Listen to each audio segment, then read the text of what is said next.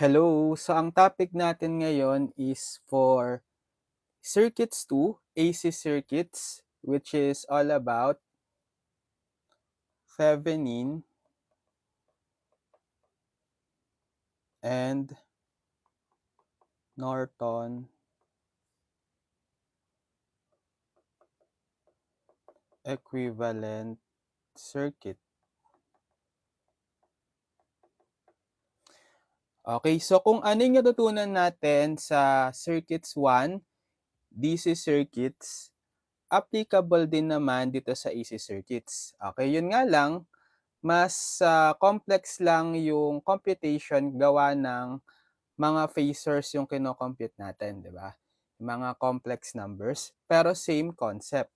Okay, ano ba yung ibig sabihin or ano ba yung definition natin ng Norton's theorem tsaka Thevenin's theorem? Actually, related sila sa isa't isa. So, recall natin, ano ang Thevenin's theorem?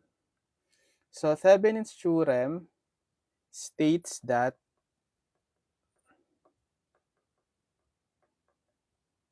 a linear two-terminal circuit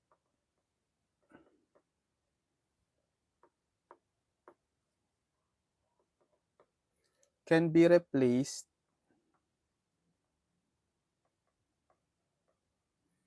by an equivalent circuit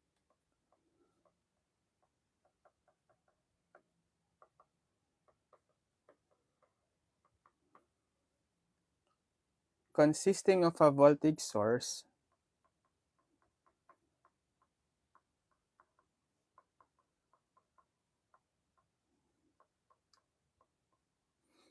so tatawagin natin VTH or the Thevenin voltage in series with a resistor RTH, or this is the Thevenin resistance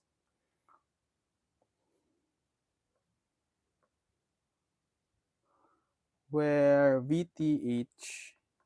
So kapag DC circuits RTH, pero kapag AC ZTH. Okay, kasi impedance na tayo eh. Or Thevenin impedance, where VTH is the open circuit voltage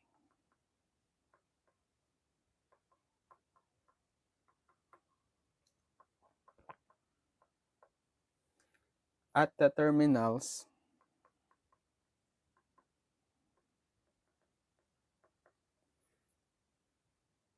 and RTH is the input or equivalent resistance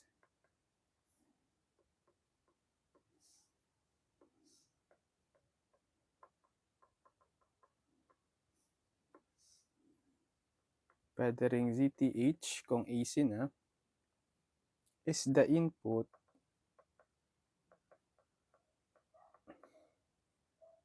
or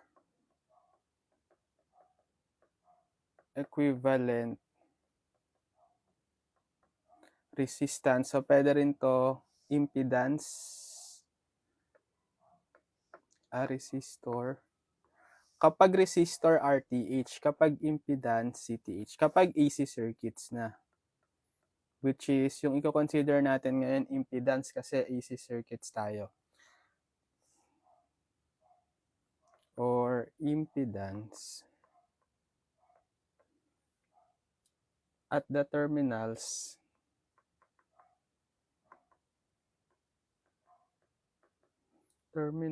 where the independent sources are turned off.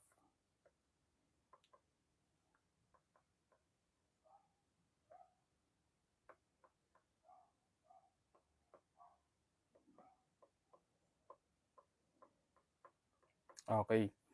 So, di ba ito yung definition natin ng Thevenin's theorem?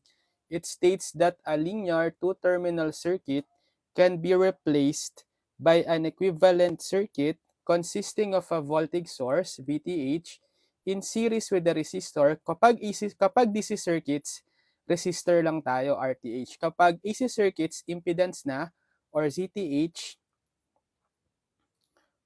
where VTH is the open circuit voltage at the terminals, and RTH or ZTH is the input or equivalent resistance or impedance at the terminals when the independent sources are turned off.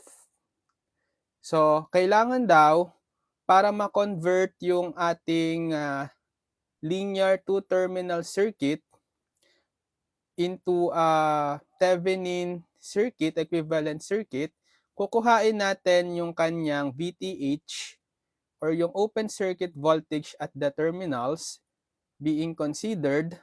Then, kukuhain natin yung RTH or kapag AC circuits ka na, yung impedance. At makukuha yon kapag kinuha natin yung equivalent resistance at impedance when the independent sources are turned off. So halimbawa, meron tayong random circuit. Random lang to review lang natin, recall.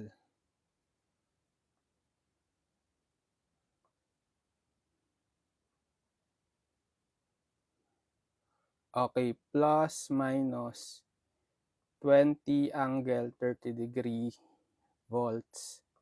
Let's say 1 ohm, J2 ohm, 3 ohms, 4 ohms, J5 ohms. So, pag hinanap natin, halimbawa, hahanapin ko yung voltage across the J5 ohm. Okay? Voltage across the J5 ohm. So, let's say, plus minus VO. Pwede natin tong ma-solve using Thevenin's theorem. So, bale, i-consider nyo yung terminal kung saan nakakonect itong J5 ohm, let's say terminal AB. Okay, so bale, ang gagawin nyo, kukuhain nyo yung equivalent Thevenin circuit for the given linear two-terminal circuit na to. Okay, ito yung terminal niya, yung etong terminal AB. So this is the linear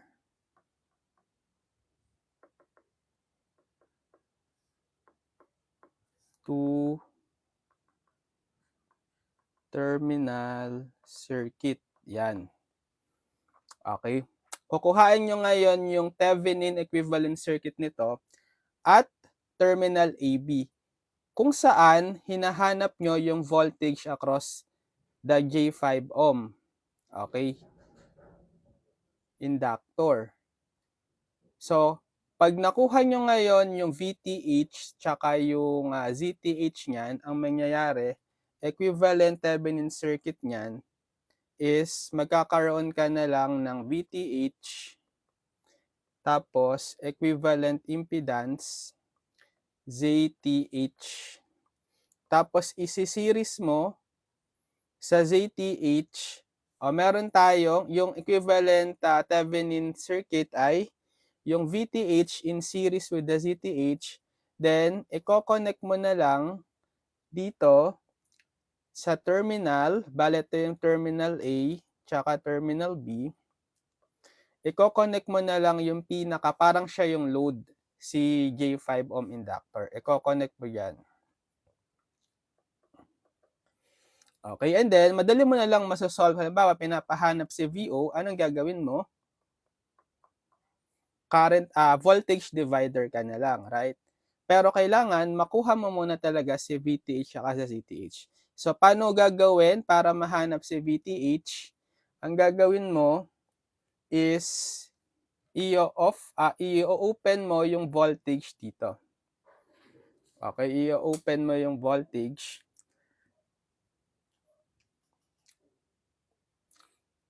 Or hahanapin mo yung voltage across the terminal. Okay. Tapos, hahanapin mo rin yung ZTH.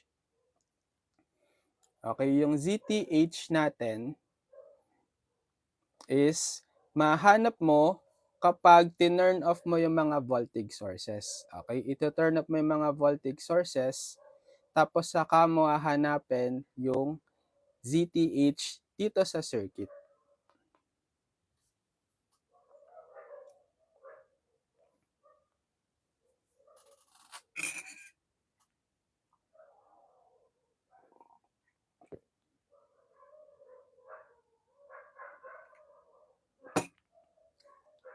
Okay, so 'di ba ganun yung ating yung ating Thevenin circuit or Thevenin's theorem. So, applicable din siya sa AC circuits. Paano naman yung Norton's theorem? Okay, yung Norton's theorem naman,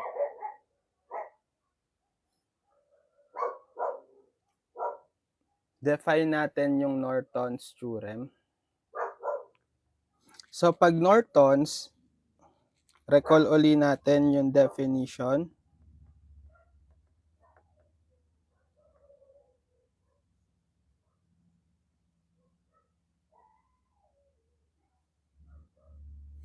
Norton's theorem states that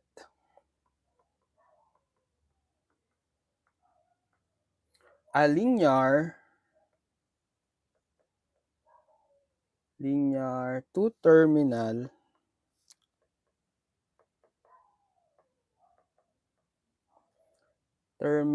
circuit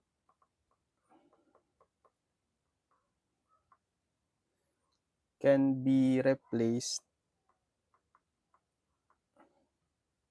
by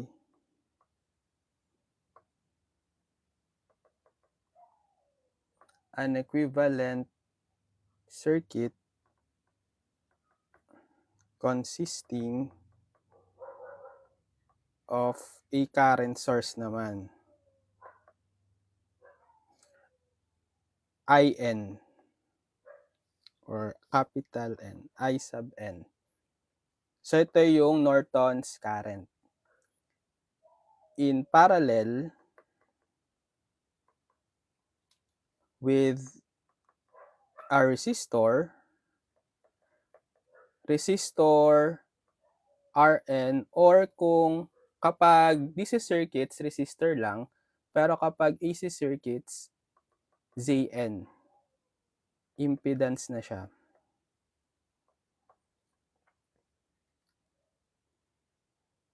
Where IN is short circuit naman. Short circuit current through the terminals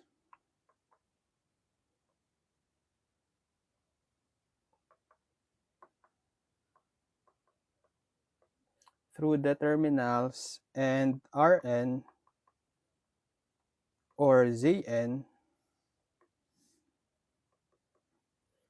kung AC circuits na is the input or equivalent resistance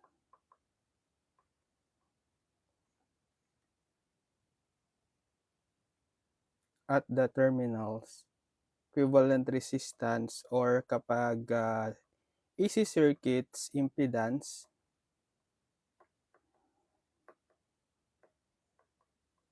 at the terminals when the independent sources are turned off.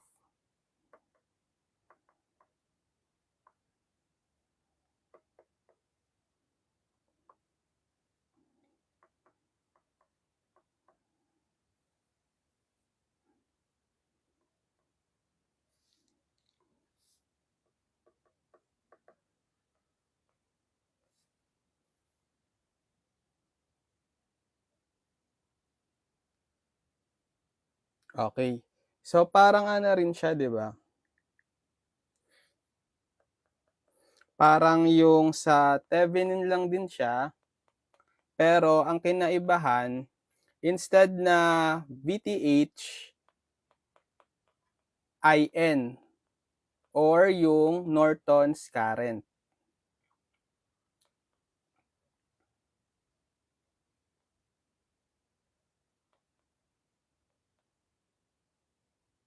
Tapos, instead na RTH or yung series resistor, gagawin yung parallel resistor RN. Or kapag DC circuits, kapag AC circuits, impedance ZN. Where IN is the short circuit current through the terminals and itong RN is the Rn or the Zn is the input or equivalent resistance or impedance at the terminals when the independent sources are turned off. Okay.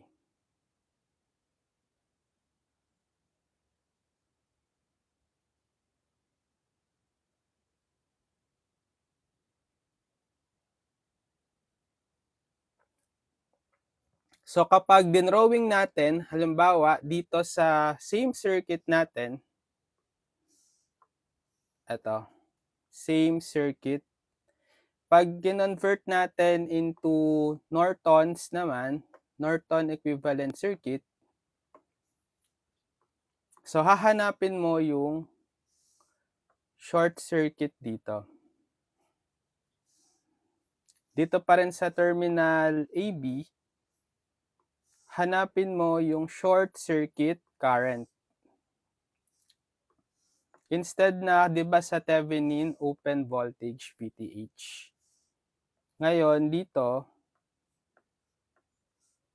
short circuit current. Okay, IN.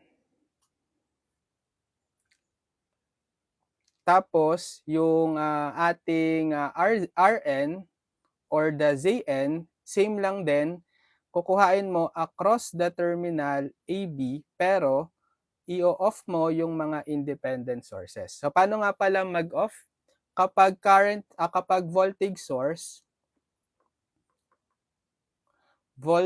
source turn off by shorting. Okay, i-short mo. Kapag current source, ito turn off by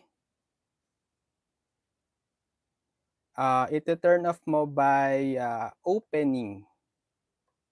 Okay, o-open mo yung parang sa sa source transformation. I mean parang sa sa tawag dito sa superposition. 'Di ba sa superposition nagiiwan ka lang ng isang independent source at a time, tapos yung other sources tina-turn off mo. Kapag voltage source, ito turn off mo by shorting out. Kapag current source, ito turn off mo by opening. Okay?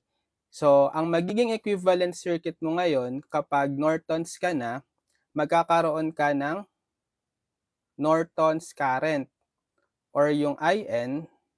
Tapos, instead na kanina 'di ba kapag Thevenin, naka-series yung ZTH, ngayon naka-parallel.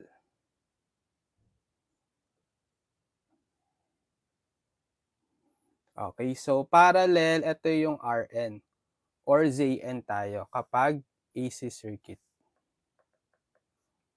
Tapos, saka mo ngayon i-connect yung pinapahanap na, so let's say ang hinahanap naman is current. Okay, current naman dito kay J5. So, ang gagawin mo, i-connect mo lang dito si J5 across doon sa equivalent Norton circuit. Then, para mahanap yung current dito, let's say I, pwede mo na lang gamitan ng current divider. Di ba? Okay. Tapos, may relationship tayo. May relationship tayo sa Thevenin voltage saka Norton's current. Relationship between VTH, IN, ZN, and ZTH. So, pareho lang yung ZN saka ZTH. So, ZN is equal to ZTH. Okay? Tapos, yung relationship naman ng VTH saka IN is using Ohm's law.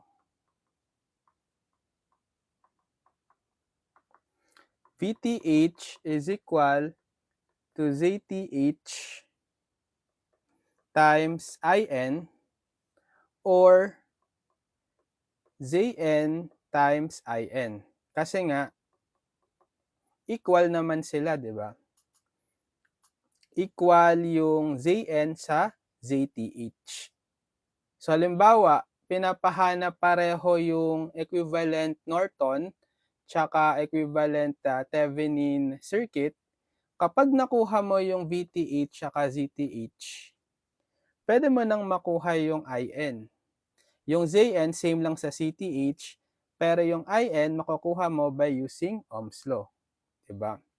VTH over ZTH. Yun na yung Norton's current. Or kung ang hinanap mo muna ay yung Norton's current, bale, makukuha mo si VTH by Ohm's law din, ZN times IN.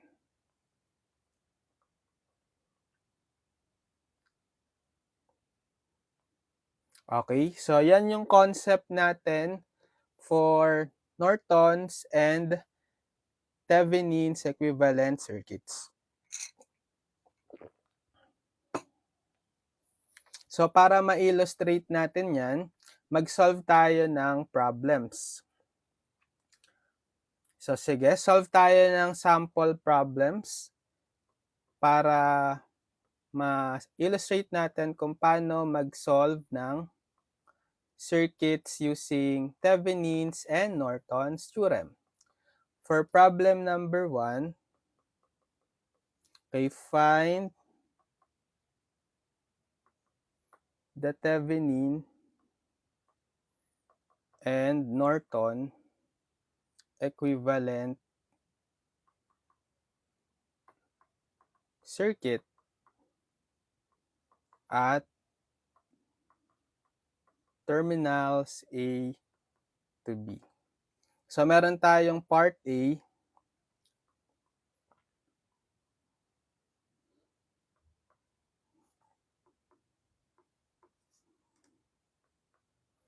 Plus minus 50 angle 30 degree volts. Tapos J 20 ohms. Negative J 10 ohms. And then 10 ohms. Tapos dito yung terminals A, terminal B. Tapos sa part B,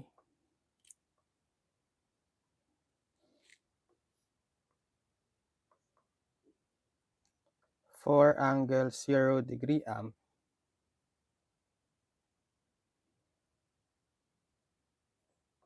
eight ohms, negative J 5 ohms, J 10 ohms.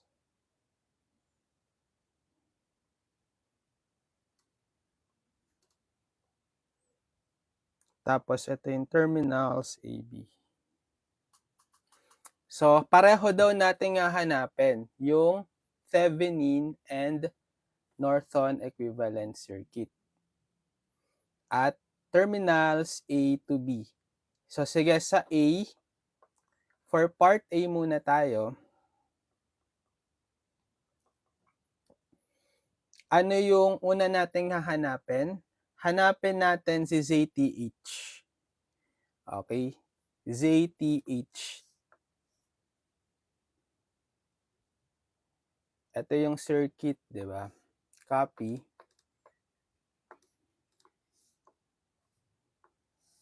So, hanapin natin yung equivalent impedance as seen from terminals A to B. That will be the ZTH. Pwede ring ZN na yan. Also the ZN, right? Kasi equal lang yon, yung Norton impedance saka yung Thevenin impedance. Pero, i-short muna natin yung voltage source. Diba, iti-turn off yung mga sources. So, meron tayong voltage source, kaya para ma-turn off siya, i-short. Okay. So, ano yung kinalabasan? Na-copy ko tong ano. Yung nasa baba. Ito, na-copy. Okay, delete natin. So, ano yung equivalent circuit natin dito? So, notice, nakaparallel itong J20 kay negative J10 na naka-series kay 10 ohm. So, yung ZTH natin is equal to the parallel J20 kay negative J10 in series with the 10 ohm. So, paano yung formula kapag parallel na dalawa? Product over sum. So, J20 times negative J10 divided by J20 or minus J10, then plus 10 ohm. Sige, gamit kayo ng calcu in complex mode 2. So, degree na lang natin. So, shift setup 3. Input natin to. So, that's 10i. Yung j, that will be the i, di ba? Times negative, mali. 20 pala. 20i. Tapos yung 10 negative, 10i. Then, over 20i minus 10i plus 10. Okay, sakto. Ito yung ZTH. ZTH, equal na rin pala to sa ZN, right? 10 minus J20 ohms. Next. So, paano hanapin? Anong gusto nyo hanapin? VTH or ZTH? So, dahil mas madaling hanapin si VTH, 'di ba? Kasi kukuhain mo yung voltage across the terminal AB. Open voltage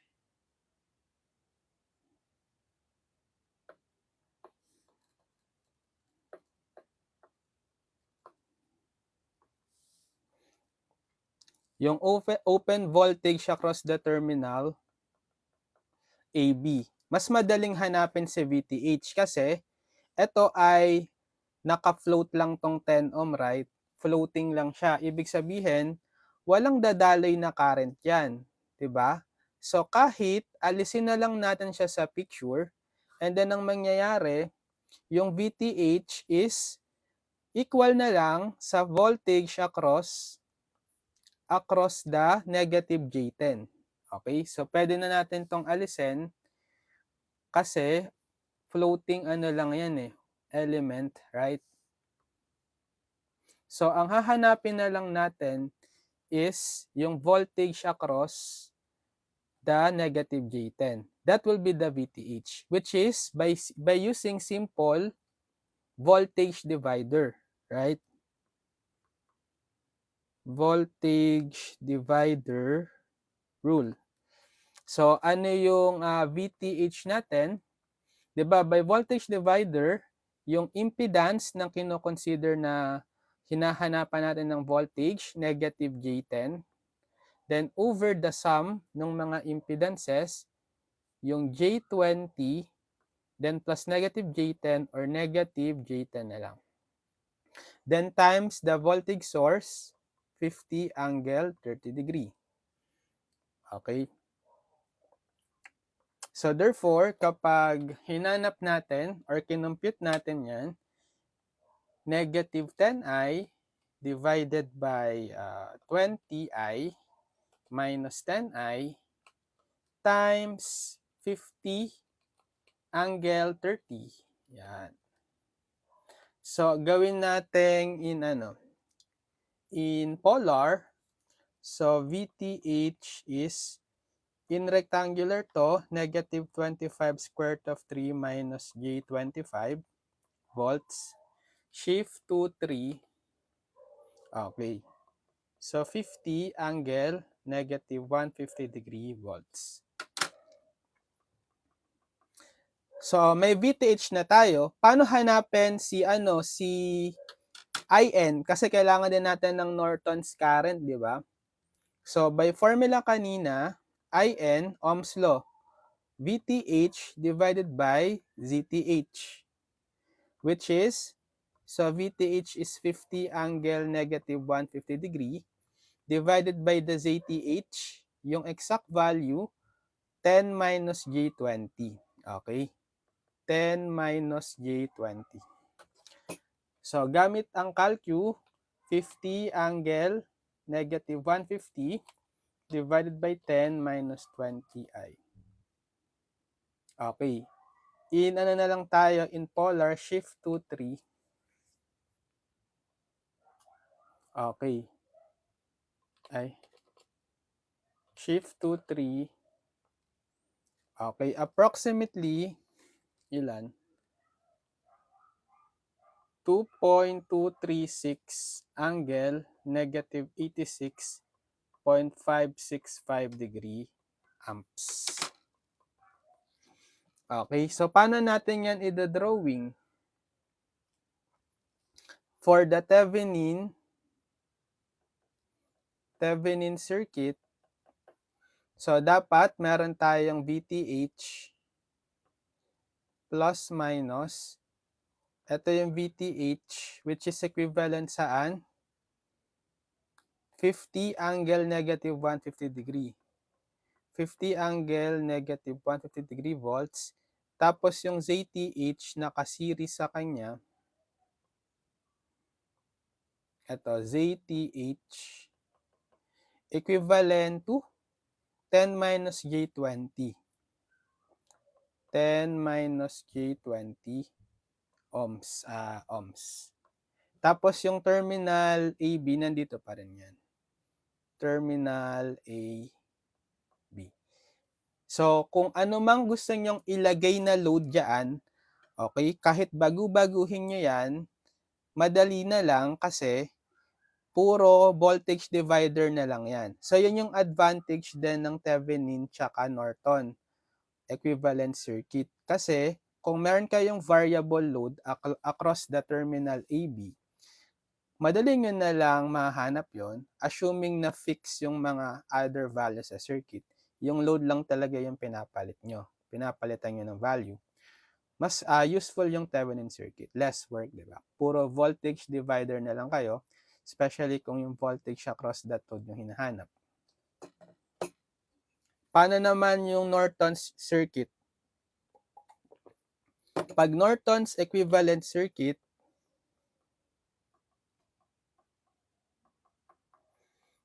so current source ka naman. Okay, current source, ito yung IN, yung nakuha natin kanina, 2.236 angle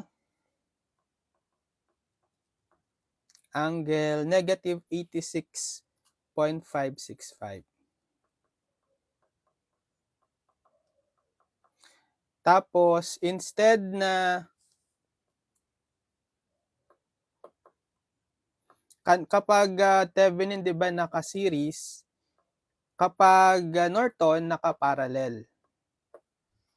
Magko-connect ka ng parallel impedance.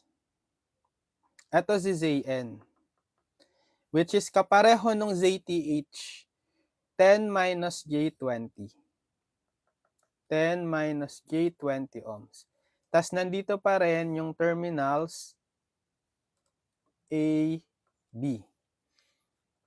So, pwede nyo ring palit-palitan yung value ng load lagay kayo ng impedance across terminal AB, halimbawa, current ang hinahanap doon sa varying load na yon. Mag-current divider lang kayo palagi in case na laging pinapalitan yung inyong load or yung load nyo is variable, madali lang din, puro current divider lang, di ba? So next, meron pa tong part B. So for part B naman, sige, for part B, hanapin uli yung Thevenin tsaka Norton equivalent circuit. So for ano muna tayo? For ZTH. So ang gagawin ko for ZTH, bale, hahanapin natin yung equivalent impedance as seen by the terminal AB kapag ite-turn off nyo yung source. Di ba meron tayong 4 angle 0 degree amp current source. Paano i-turn off siya? Gagawin nyo, i-open. So, open natin. So, for ZTH, ito na rin yung ZN, di ba? So, kapag ZN tsaka ZTH, isang computation na lang yun. Kasi equal sila. Okay, inalis ko na yung floating wire na yon kasi wala naman na siyang gamit. Bale, ano yung impedance ZTH or ito na rin si ZN as seen from terminal AB. Di ba naka-series to? Naka-series si 8 ohm kay negative J5 na naka-parallel kay J10. So, ZTH is also equal to ZN, equivalent to, so parallel J10 kay series 8 and negative J5. So, yung impedance nun is 8 minus J5. Okay, so paano hanapin yung equivalent impedance ng dalawang parallel elements? Product over sum lang. So, J10 times 8 minus J5 divided by their sum, J10 plus 8 minus J5. Okay, gamit kayong calculator in complex mode. So, 10i, that's the J10 times 8 minus 5i divided by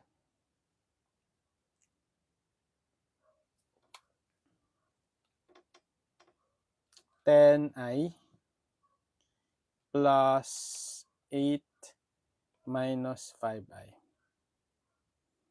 Okay, so ito yung exact ZN and ZTH. 800 over 89 plus 300 over 89J.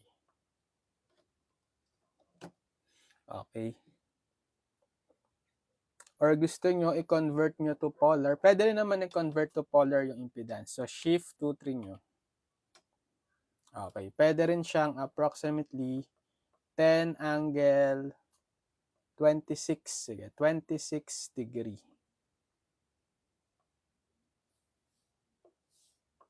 Ohms. So, next. Okay. Paano natin hahanapin yung VTH?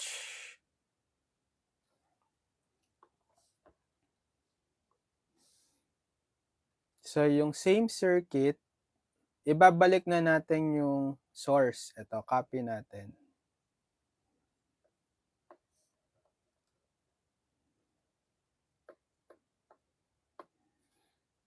Hanapin ko, ano kayang madali? VTH na lang kasi pwede nating gawin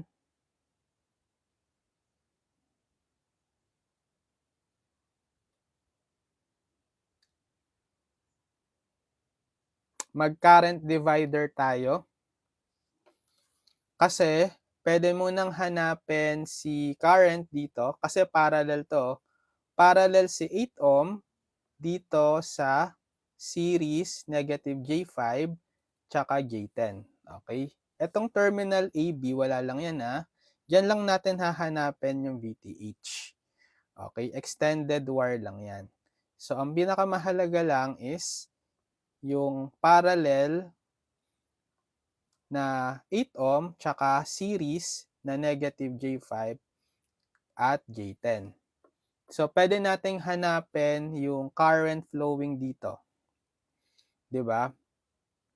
Kasi, connected lang yung dalawang parallel sa current source for angle degree 0 magka-current divider tayo. Pagkakuha sa current na to, let's say IO. Magvo-voltage, lang tayo, mag-ohms law.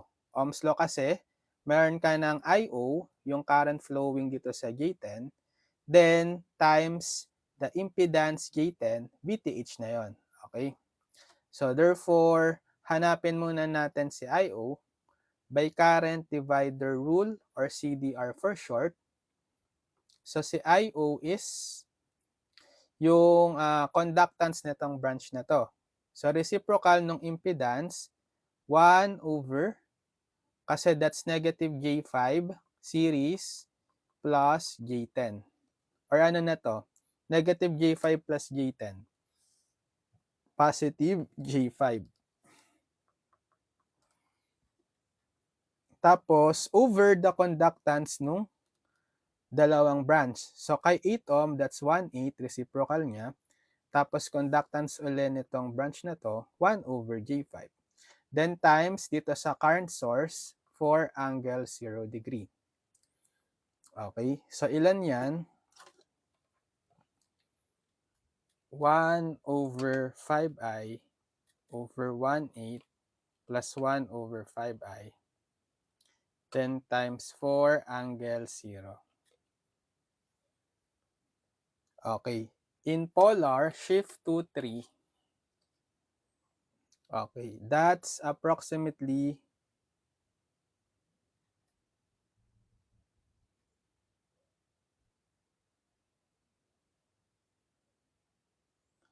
3.39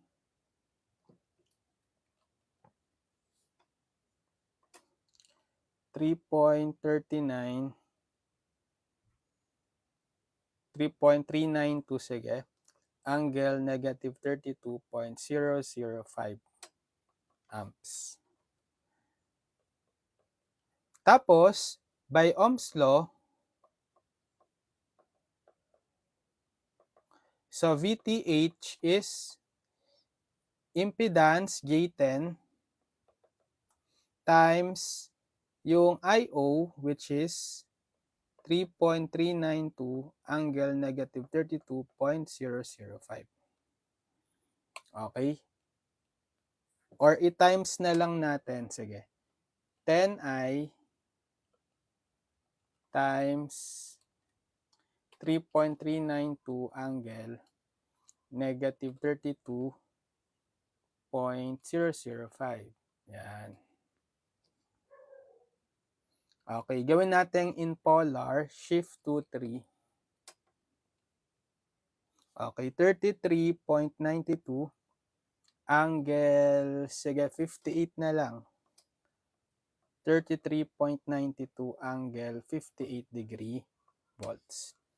So, para makuha yung yung IN, Ohm's law din, IN is VTH over ZTH, which is ito yung 33.92 angle 58 degree divided by ano nakuha nating ZTH. Sige, ito yung 10 angle 26.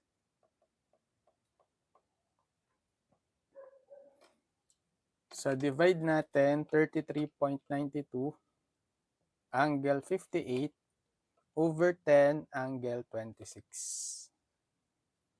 Okay, in polar, shift to 3. Yan, 3.392 angle 32. 3.392 angle 32 degree amps. Okay, so paano i-drawing? Sige, yung drawing kanina, copy ko na lang. Bale, ito yung Thevenin circuit. So, Thevenin circuit niya.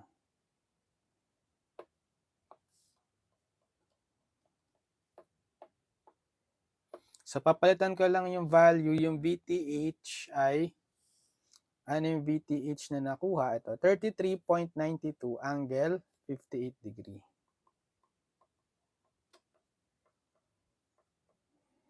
33.92 angle. Tapos yung ZTH, ang nakuha natin, ito, 10 angle 26 degree ohms.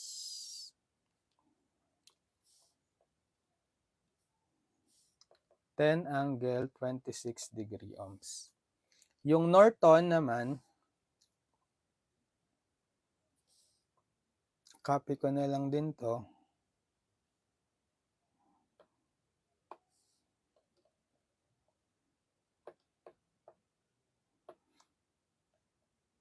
So, palitan ko yung value netong IN.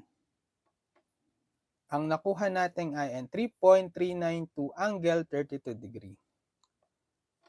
So, 3.392 angle 32 degree amps.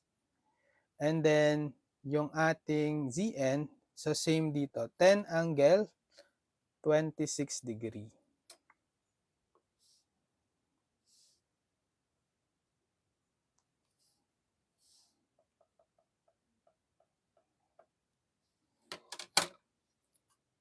So, yan yung Norton and Thevenin equivalent circuit. Okay, next.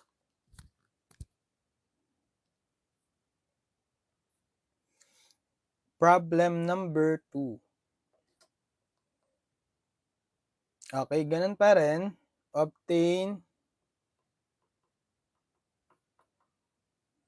the Thevenin and Norton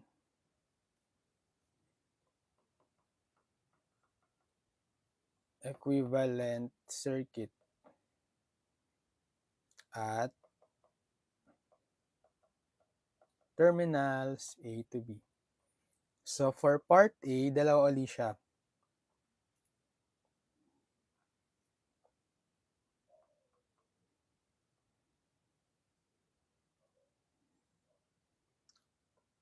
J4 ohms, negative J2 ohms, 6 ohms,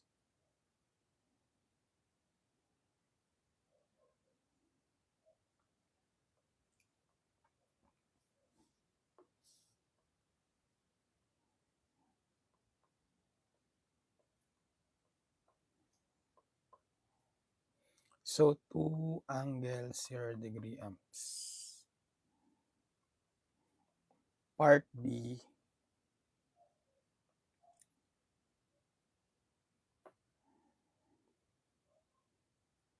plus minus 120 angle 45 degree volts.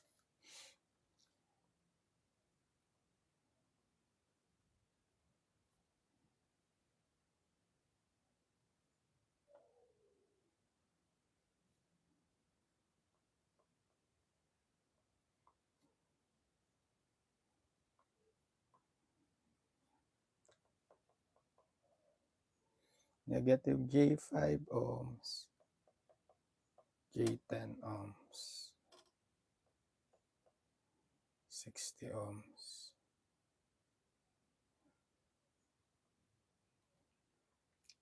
30 ohms. Yan. Sige, simulan natin sa part A.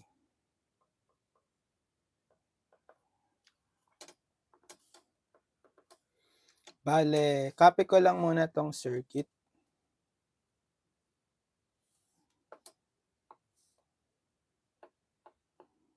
Okay, hanapin muna natin si ZTH.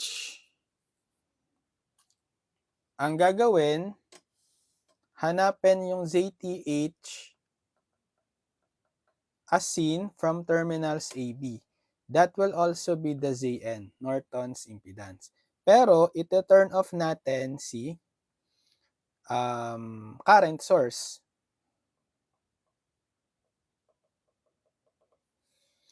So, paano i-turn off? I-open. Open nyo lang.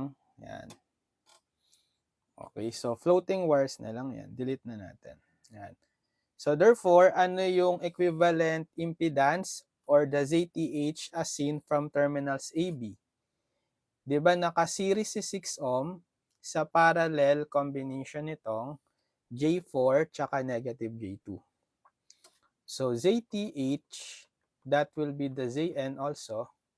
So, series si 6 sa parallel J4 tsaka negative J2.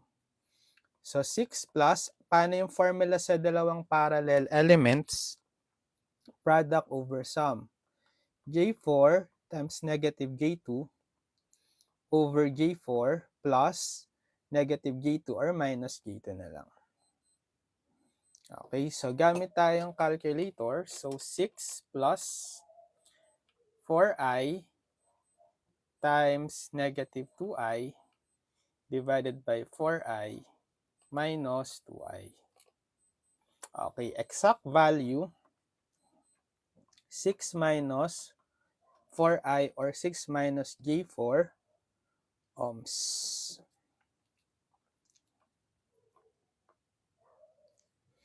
So, paano naman hanapin si VTH? So, copy natin yung circuit.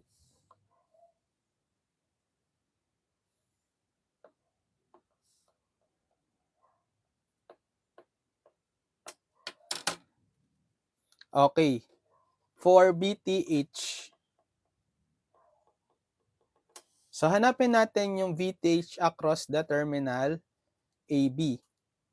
Pero parang mas maganda kung IN ang hanapin natin. Kasi, ang gagawin natin, di ba?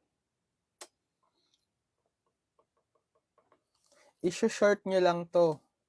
I-short nyo yan, yung terminal, extend ko i-short nyo yung terminal AB. Di ba yun yung IN? Short. Ito yung IN. So, anong mangyayari? Di ba? Sa loop na to, kung ano yung value ng current source, 2 angle 0 degree amp, siya na rin si IN. E di solve agad si IN, since pinapahanap naman pareho yung Thevenin tsaka Norton, di ba? It's up to us kung ano yung mas madaling hanapin. So, sa case na to, mas madaling hanapin si IN kasi i-short mo lang yung terminal AB as the definition ng IN, short circuit current, solve agad yung value niya kasi nasa isang loop lang si 2 angle 0 degree amps doon sa current IN. So, IN is, sa pareho sila ng direction, di ba? So, therefore, 2 angle 0 agad yung value ni IN. Tapos, para makuha naman si VTH, VTH is Zn times IN, Ohm's law, right? So, si Zn equal din siya sa ZTH na 6 minus J4. Okay? 6 minus J4 times the IN, 2 angle 0 degree. Okay, so ilan yan?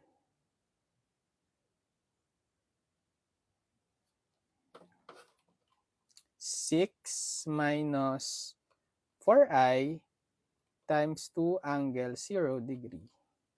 Okay, 12 minus 8i or pwede nyo convert to polar, shift to 3.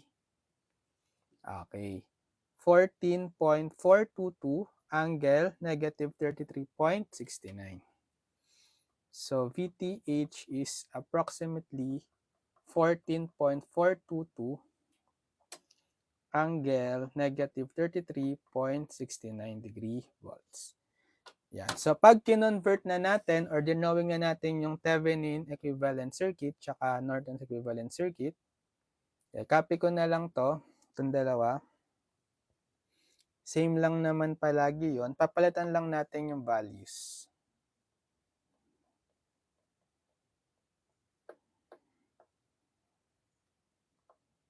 Okay. So, sa VTH, ang value, papalitan natin to. 14.422 angle negative 33.69 degree volts. Then the ZN, the ZTH, ano yung ZTH? 6 minus J4. 6 minus J4 ohms. Tapos sa Norton circuit, papalitan lang natin tong IN. Anong nakuha natin? 2 angle 0 degree amps.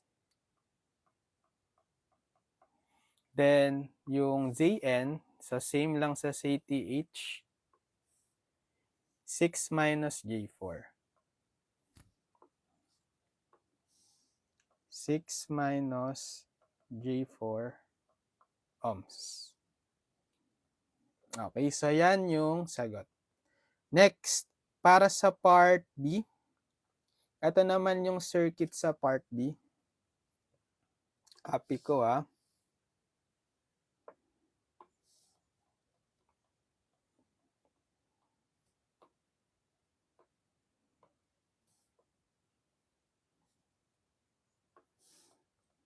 So, hanapin muna natin si ZTH. For ZTH, sige. Bale, ito yung terminals AB. Diyan natin nahanapin yung ZTH. Or that's also the ZN na rin.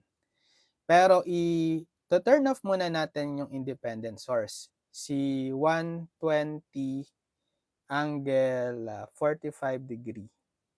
Okay, voltage source siya. Para ma-turn off, i-short. Okay, short natin. Yan. So, ano ngayon yung equivalent natin? Equivalent impedance. 'Di ba? Naka-parallel to na naka-series dito na etong kabuang branch na yan naka-parallel kay negative J5.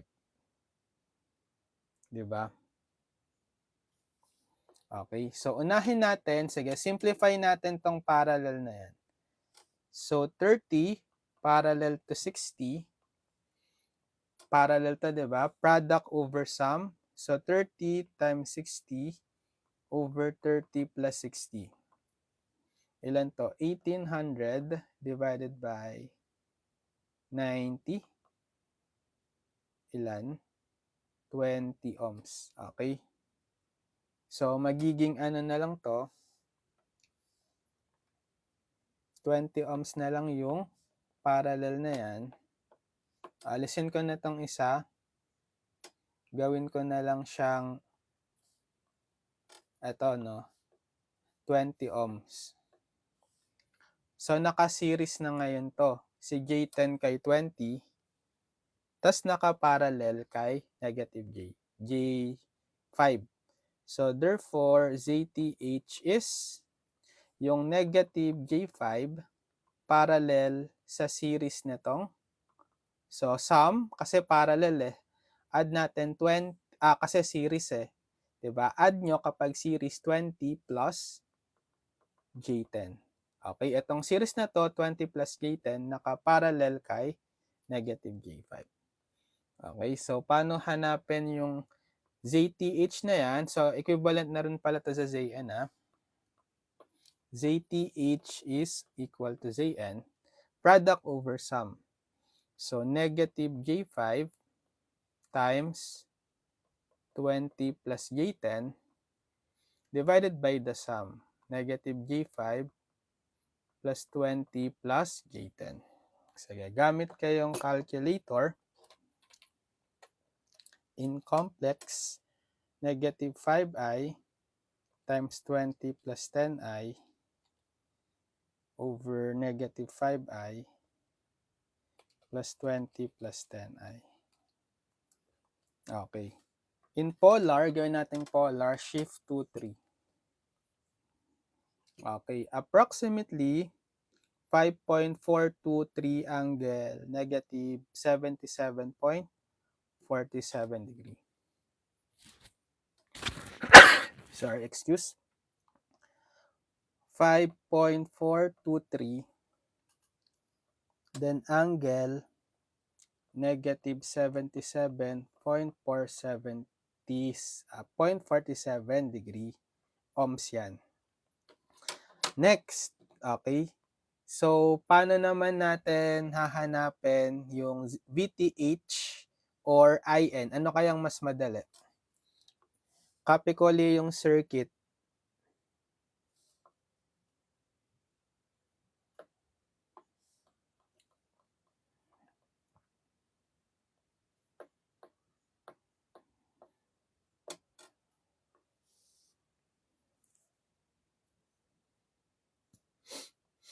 Okay.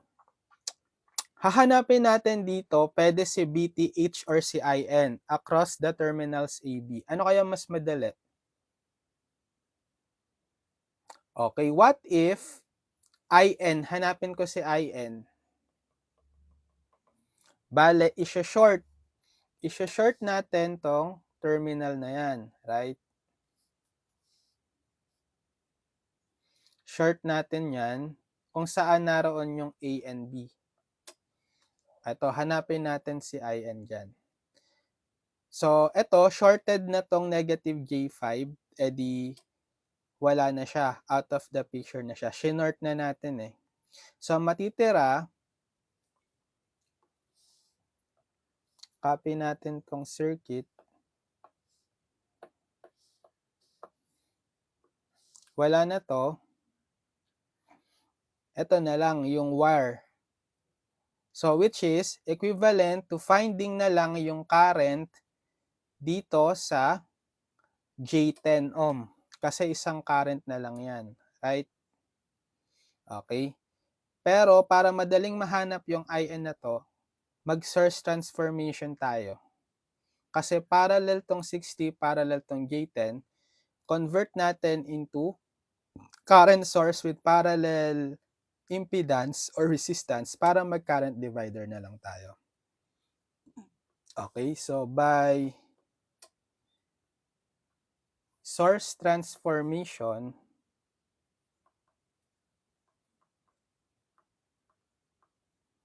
yung naturo ko sa source transformation video, hanapin natin yung equivalent source. Ohms law lang, bale yung source natin, Vs divided by the series impedance or resistance. Bale, yung Vs, yung 120 angle 45 degree divided by the CS, which is yung naka-series na resistor. 30 lang, right? So, di-divide mo lang tong 120 divided by 30 kasi real part lang si 30, hindi maapektuhan yung angle niya. Bale, magiging 120 divided by 30, 4. 4 angle 45 degree amps. Okay, tapos yung Z parallel or Z shunt magiging same lang, 30 ohms. Okay, 30 ohms lang din. So, magiging panibagong circuit na niya is current source. So, plus minus yung polarity. So, dapat pataas yung direction ng current source. 4 angle 45 degree amps na yung value niya. Then, meron ng nakaparallel. So, 30 ohms. Okay, paparallel mo na tong 30 ohms. Tapos, saka mo i-connect yung remaining of the circuit, etong 60 ohm. Then, yung J10 ohm.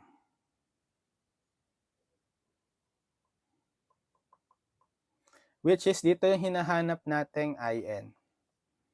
Diba? So, current divider na lang. By current divider rule or CDR for short, IN is, so yung conductance nitong considered branch, bali reciprocal ng impedance ng J10.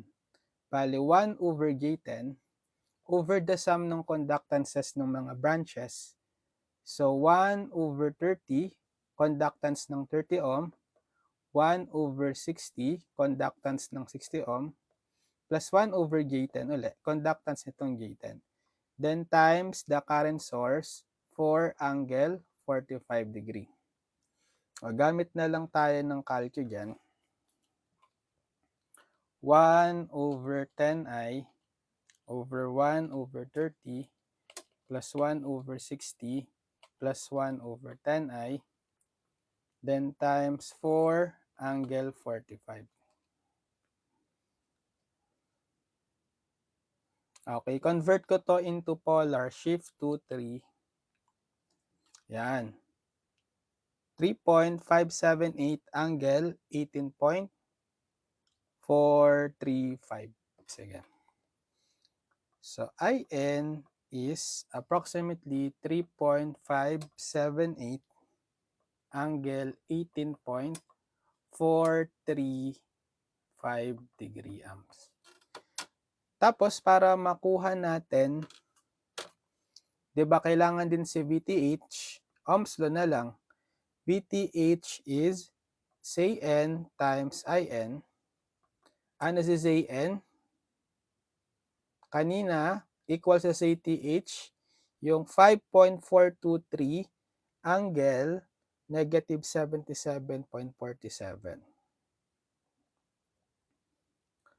5.423 angle negative 77.47 degree times dito sa IN na nakuha, 3.578 angle 18.435 degree. So, multiply natin 5.423 angle negative 77.47 times 3.578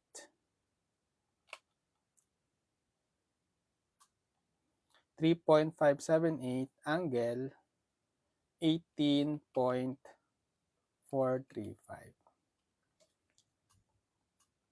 Okay, convert to polar, shift to 3. Yan.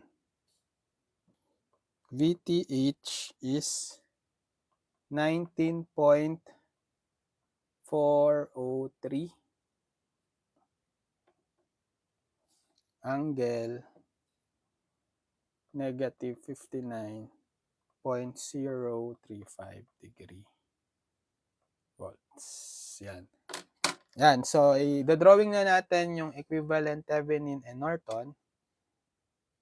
So, copy na lang natin tong same circuit kanina.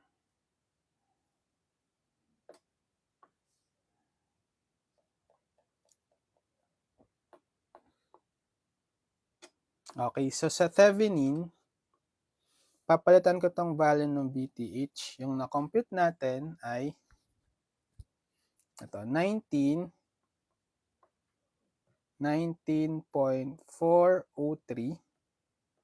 angle negative 59.035 volts degree volts. Tapos si ZTH, palitan natin yung value ng ano nakuha natin ZTH. Ito, 5.423 angle negative 77.47. 5.423 angle negative 77.47 degree ohms.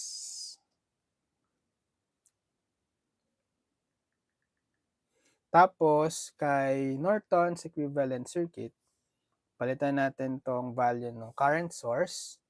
IN is nakuha natin, ito, sige, copy ko na lang.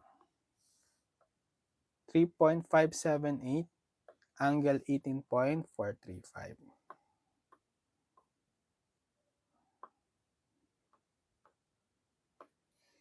Okay, 3.578 angle 18.435. Tapos same lang yung Zn dito. Same sa ZTH na ano to, 5.423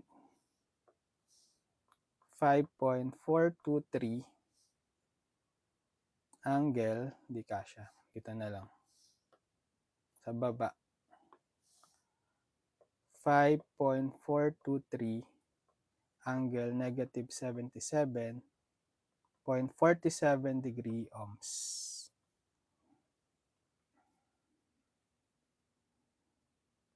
Okay.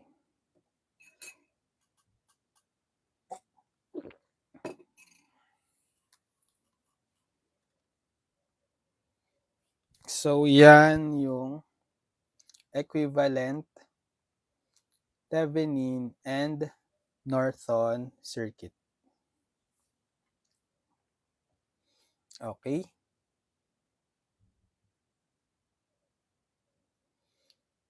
So, ayun. So, siguro tuloy na lang natin. Mag-part 2 pa tayo dito.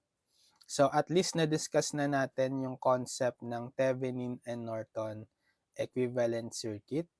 Tsaka nakapag-solve na rin tayo ng dalawang examples. No? Sige, tuloy natin next time. Follow nyo lang ako dito sa account natin para man-notify pag mayroon tayong video tutorials next time. And mag-subscribe kayo sa ating channel, Engineered Math Channel. Okay, ililink ko na lang sa description yung lahat ng mga video tutorials natin for circuits to AC circuits. Pati yung pinaka-playlist sa AC circuits para ma-check nyo, mapanood nyo lahat ng mga past video tutorials natin simula sa unang lessons hanggang sa last lesson. Para meron kayong reference na video tutorials playlist for the whole course ng Circuits 2. Okay? So, good luck sa studies nyo sa subject nyo na to sa Circuits 2. So, sana mapasa nyo siya. Kayang-kaya nyo yan. Basta mag-practice lang kayong mag-solve ng maraming problems. Okay, and manood kayo ng mga video tutorials ko sa channel. Sige, see you on my next video tutorials. God bless everyone. Bye-bye!